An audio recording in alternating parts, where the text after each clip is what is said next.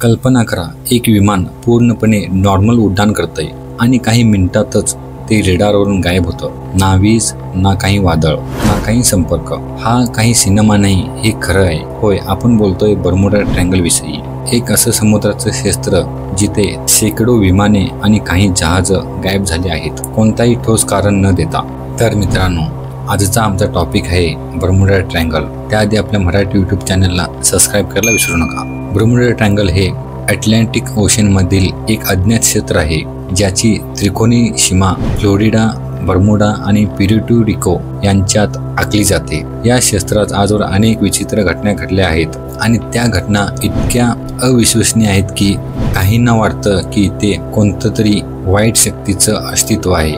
एका प्रसिद्ध घटनेत USS कॅलोपस, एक प्रचंड अमेरिकन जहाज 1918 मध्ये 300 लोकांसह अचानक गायब झालं. ना कोणी जिवंत सापडलं, ना एकाही प्रवाशाचा पत्ता लागला. 1945 मध्ये फ्लाईट 19, एक नौदलाचं प्रशिक्षण गट, 5 विमाने आणि 14 लोक सर्व गायब.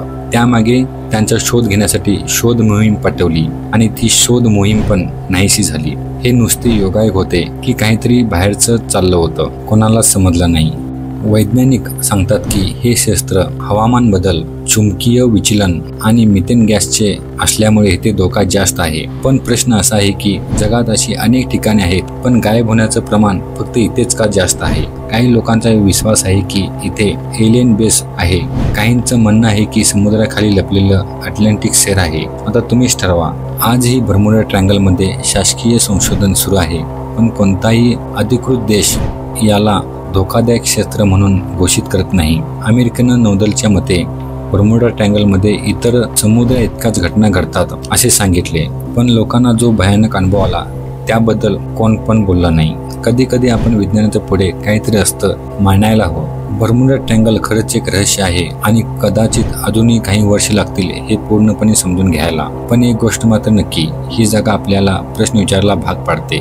तुम्हाला काय वाटतं? हे विज्ञान आहे का की कोणती अनोखी शक्ती? कमेंटमध्ये नक्की सांगा. आणि अशाच रिअल आणि सस्पेन्सफुल आणि विश्वास बसणार नाही अशा घटनांसाठी आपल्या मराठी चॅनलला सबस्क्राईब करायला विसरू नका. धन्यवाद.